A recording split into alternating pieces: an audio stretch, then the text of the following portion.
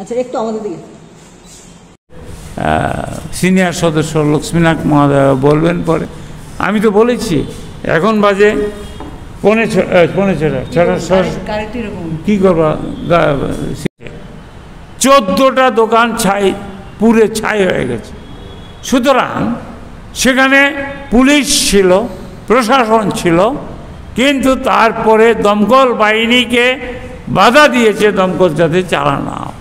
সুতরাং এটা সম্পূর্ণ বানানো একটা গল্প, প্রকৃতপক্ষে সেটা কথা না। এখন লক্ষ্মীনাথ ত্রিপুরা পুলিশের টুইটার হ্যান্ডেল, যেটা অফিশিয়াল তবে টুইটার হ্যান্ডেল, সেখানে একজন আইজি এবং ডিআইজি এর অফিসার ইন্টারভিউ দিয়েছে, যে বললেন আমরা বলবো, আমরা গিয়েছি, এলাকার লোকে বলছে যে পুলিশ ছিল, দমকল বাহিনী ছিল, কিন্তু দমকলকে ব্যবহার করতে দেওয়া হয়নি। এই না, মসজিদে আগুন না, একটা মসজিদে পাখা ভেঙেছে, একটু হয়েছে। আর মসজিদের বাইরে আপনার ফটিক রায়, এরা না, কোনো মসজিদ পুরো হয়নি। তবে হ্যাঁ, মসজিদেও লোক জমা হয়েছে, সেদিন একটা বাতাবরণ সৃষ্টি করেছে। এখানকার হিন্দু মহাসভা বা বিশ্ব হিন্দু পরিষদ, তাদের জড়ো হয়েছে, পাশাপাশি মুসলিমরাও জড়ো হয়েছে, যে একটা অশান্তির বাতাবরণ,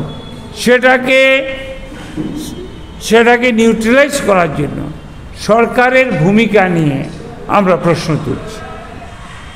তাইলে দুর্গাপুজো হয়ে গেছে 15, 16, 17, 26 তারিখ ঘটনা ঘটেছে।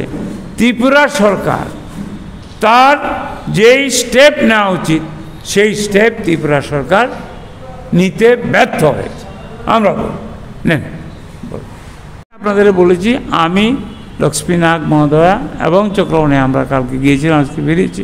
এটা আগেও বলেছি, এখনও বলছি, আমাদের হাইকমান্ড সোনিয়া গান্ধী চায়, আমাদের বার্তা পাঠিয়েছে যে গুজব ছড়াবেন না, গুজবে কান দেবেন না, শান্তি বাতাবরণ সৃষ্টি করুন এবং আপনার ভারতবর্ষের সংবিধানের যে সেকুলারিজম, হিন্দু, মুসলমান, বৌদ্ধ, খ্রিস্টান সবাই শান্তিপূর্ণভাবে ত্রিপুরাতে বাস করুন এবং ত্রিপুরাকে শান্ত রাখুন।